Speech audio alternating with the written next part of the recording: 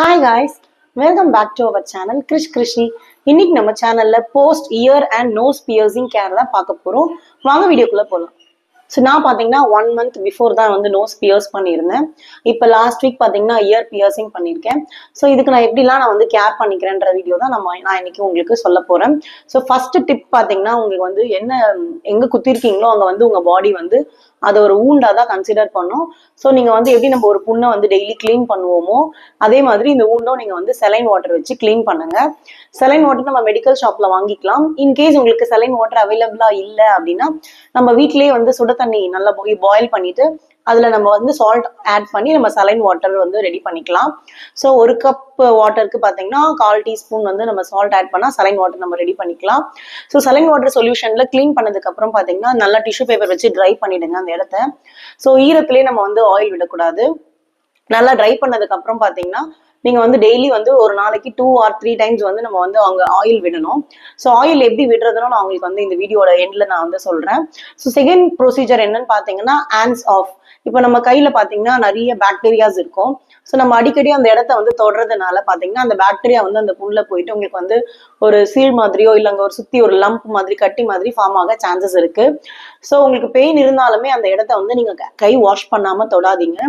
நீங்க saline water அங்க apply பண்றதா இருந்தாலுமே உங்க கை நல்லா வாஷ் பண்ணிட்டு தான் நீங்க வந்து அப்ளை பண்ணணும். தேர்ட் என்ன பண்ணும் அப்படின்னு பாத்தீங்கன்னா ரொம்ப நேரம் வந்து தண்ணியில இருக்கிறதா நீங்க வந்து அவாய்ட் பண்ணிக்கலாம். ஃபர்ஸ்ட் ஒரு 1 monthக்கு. ஃபார் எக்ஸாம்பிள் நீங்க ஸ்விம்மிங் கிளாஸ் போறீங்க அப்படின்னா ரொம்ப நேரம் தண்ணியில இருக்கும் இல்லையா? ஸோ அங்க தண்ணி பட வந்து அங்க வந்து இன்ஃபெக்ஷன் அதிகமாக சான்சஸ் இருக்கு. அதே மாதிரி நீங்க ஒரு பாத் டப்ல குளிக்கிறீங்கனாலுமே அதை அவாய்ட் பண்ணிக்கலாம். நெக்ஸ்ட் என்ன பண்ணலாம்னு பாத்தீங்கன்னா இப்போ நீங்க மேக்கப் ப்ராடக்ட்ஸ் யூஸ் பண்றீங்க அப்படின்னா அந்த பியர்ஸ் பண்ண இடத்துல வந்து மேக்கப் ப்ராடக்ட்ஸோ இல்லை ஹேர் ப்ராடக்ட்ஸோ அவாய்ட் பண்றது நல்லது. ஏன்னா மேக்கப் ப்ராடக்ட்ஸ்ல பாத்தீங்கன்னா நிறைய கெமிக்கல்ஸ் இருக்கும். அது வந்து உங்க ஊண்டுல போயிட்டு அது வந்து இன்னும் வந்து இன்ஃபெக்ஷன் அதிகமாக நிறைய சான்சஸ் இருக்கு. நெக்ஸ்ட் பாத்தீங்கன்னா வியர் லூஸ் கிளாத்திங். இப்போ வந்து நம்ம டிஷர்ட்ஸ் போடுவோம். அந்த ரிமூவ் பண்ணும்போது பாத்தீங்கன்னா டைட்டா இருந்துச்சு அப்படின்னா எனக்கு கூட பாத்தீங்கன்னா சில டைம்ல இந்த காதுல மாட்டிக்கும் அந்த டிஷர்ட்டு. ஸோ இழுக்கும் போது பாத்தீங்கன்னா செம்மையா பெயினா இருக்கும். ஸோ ஓரளவுக்கு நம்ம லூஸான இது போடும் போது நம்மளுக்கு வந்து பெனிஃபிட்டா இருக்கும். நெக்ஸ்ட் பாத்தீங்கன்னா நீங்க வந்து பில்லோ ப்ரொடெக்டர் யூஸ் பண்ணலாம். ஸோ இப்போ நம்ம இயர் பியர்ஸ் பண்ணியிருக்கோம் அப்படின்னு பாத்தீங்கன்னா பேபிஸுக்குமே பாத்தீங்கன்னா அந்த இடம் ரொம்பவே பெயின்ஃபுல்லா இருக்கும் ஒரு ஃபர்ஸ்ட் 3 daysக்கு. ஸோ பில்லோ ப்ரொடெக்டர் எப்படி இருக்கும்னு நான் உங்களுக்கு இங்க இமேஜ் காமிக்கிறேன் பாருங்க. ஸோ அந்த மாதிரி பில்லோ ப்ரொடெக்டர் யூஸ் பண்ணி நீங்க வந்து படுத்துக்கலாம். ஏன்னா இந்த 2 சைடுமே நம்மளால திரும்பி படுக்க முடியாது. எனக்கு ஃபர்ஸ்ட் டே ரொம்ப பெயினா இருந்தது. எந்த பக்கமே திரும்பி படுக்க முடியல. ஸ்ட்ரெயிட்டா தான் படுத்திருந்தேன். ஸோ அப்புறமா தான் நான் வந்து பில்லோ ப்ரொடெக்டர் இருக்குன்றத பார்த்தேன். ஸோ அது எப்படி இருக்கும்னு உங்களுக்கு இமேஜ் வந்து அட்டாச் பண்றேன். நீங்க அது யூஸ் பண்ணிக்கலாம். நெக்ஸ்ட் பாத்தீங்கன்னா இன்ஃபெக்ஷன் இருக்கான்னு நம்ம டெய்லி பார்க்கணும். ஸோ இன்ஃபெக்ஷன்ஸ் இருக்கான்னு நம்ம செக் பண்ணி பார்த்துட்டு இன்கேஸ் ரொம்ப இன்ஃபெக்ஷன் ஆயிருந்தது இல்லை கட்டி மாதிரி ஃபார்ம் ஆயிருந்தாலும் இமீடியட்டா நீங்க வந்து டாக்டரை பார்க்கலாம். நெக்ஸ்ட் பாத்தீங்கன்னா அதான் நான் ஆயில் ஆல்ரெடி சொல்லியிருந்தேன் இல்லைங்களா? ஒரு நாளைக்கு 2 to 3 times வந்து நம்ம ஆயில் போடணும்.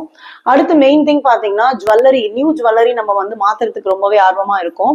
ஏன்னா நான் கூட அதே மிஸ்டேக் தான் நான் பண்ணேன். ஸோ ஃபர்ஸ்ட் பாத்தீங்கன்னா நான் ஒரு ஸ்டோன் நோஸ் ரிங் தான் போட்டிருந்தேன். 1 monthலயே நான் வந்து இதை சேஞ்ச் பண்ணேன். ஸோ நம்ம அந்த புண்ணு ஆறாமையே மறுபடியும் நம்ம அதை ரிமூவ் பண்ணிட்டு வேற மாத்தும் போது பாத்தீங்கன்னா மறுபடியும் அந்த இடம் வந்து இன்ஃபெக்ஷன் ஆகி எனக்கு நிறைய பிளட் வர ஆரம்பிச்சிச்சு. ஸோ அந்த தப்பை நீங்க பண்ணாதீங்க. மினிமம் ஒரு 3 months டைம் கொடுங்க அந்த இடம் நல்லா ஆறுறதுக்கு. ஆறிடுச்சா நம்ம எப்படி கண்டுபிடிக்கிறது அப்படின்னு பாத்தீங்கன்னா உங்களுக்கு தொட்டாலோ ப்ரெஸ் பண்ணாலோ உங்களுக்கு வந்து அந்த இடத்துல வந்து பெயினோ ரெட்னஸோ எதுவுமே இருக்கக்கூடாது.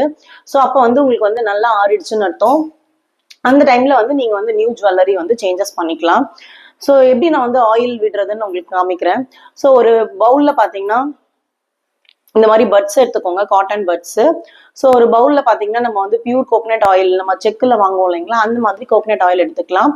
இல்ல அது அவைலபிளா இல்லைன்னா நீங்க நார்மல் என்ன கோகனட் ஆயில் வேணாலும் யூஸ் பண்ணிக்கலாம்.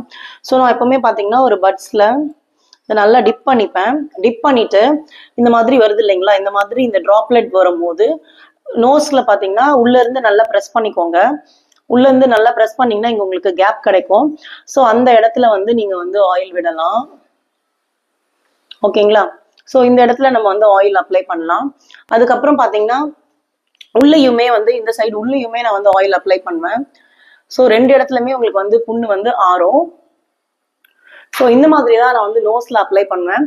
ஸோ அதே மாதிரி உங்க ஜுவல்லரியை வந்து நம்ம வந்து ட்விஸ்ட் பண்ணணும். இது வந்து எனக்கு இது நல்லா ட்விஸ்ட் பண்ண முடியாது. நான் இயர்து காமிக்கிறேன்.